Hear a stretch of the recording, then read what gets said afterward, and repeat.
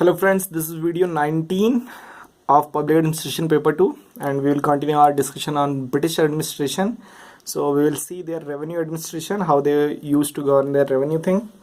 So the law and order, development and revenue are all linked, and how they were linked by district collector because he was the main server of all these three things. And the Diwani rights, they were already given in 1965 in Bengal to Britishers East India Company, and Diwani always meant revenue. Okay, Fauzdari and then Subedari, this meant the political thing, but Diwani in Mughal administration meant revenue collection. So the revenue department was created in 1772, and the plan of revenue administration was given by Warren Hastings in 1781. Okay, so these are some of the minor points, they are not that much important. Then Cornwallis Code of Revenue 1793. Now this point is important, that Cornwallis gave revenue code. So what he did, he separated customs from revenue. Earlier they were both included in same thing, and tried to eliminate patronage. How he tried to eliminate patronage? By increasing the salaries of civil servants. Okay. Then Board of Revenue was formulated in 1786 only, and this Board of Revenue is the most important establishment for whole functioning of the revenue thing. Right now you know that what is the replacement of Board of Revenue in present administration, that is Central Board of Direct Taxes and Central Board of Excise Duties, CBED and CBDT. So these two bodies, they govern the whole revenue administration in the present Indian administration. So during Britishers' time, it was Board of Revenue which was formulated in 1786. So it had financial commissioners appointed in this particular board, and the both administrative and judicial capacity was given to these financial commissioners, and every province had one Board of Revenue. So it is not like Central Board of Direct Taxes or Central Board of Revenue. Every province was having one board because India was so big and it was very complicated to govern with just one board for whole India. That's why every province, that is Bengal, was having one Board of Revenue, then Mumbai or Bombay was having another, then Madras was having another. Then we have this particular office of Divisional Commissioner, that is DC, and he was the interlinking thing between District Collector and Board of Revenue. All these officers are revenue officers.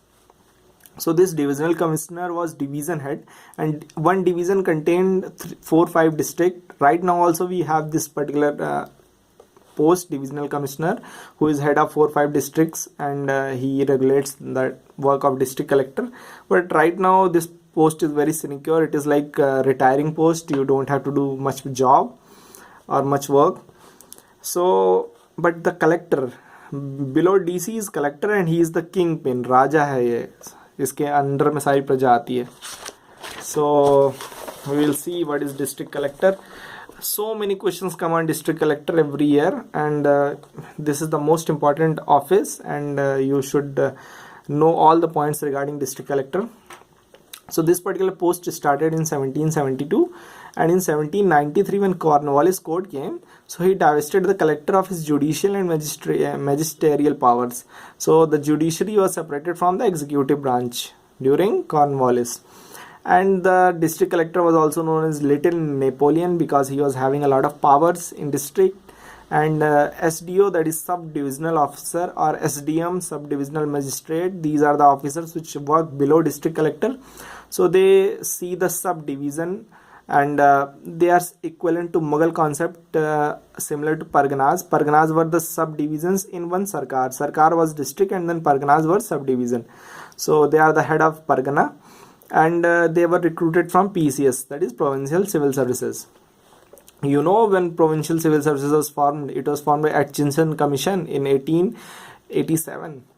So what are the responsibilities of the DC? The responsibility was that to keep the land records in order, then dispose and devise formal suits, that is civil cases related to land, then settle cases, then deal with emergency / natural disaster. Right now also this is very important function of district collector.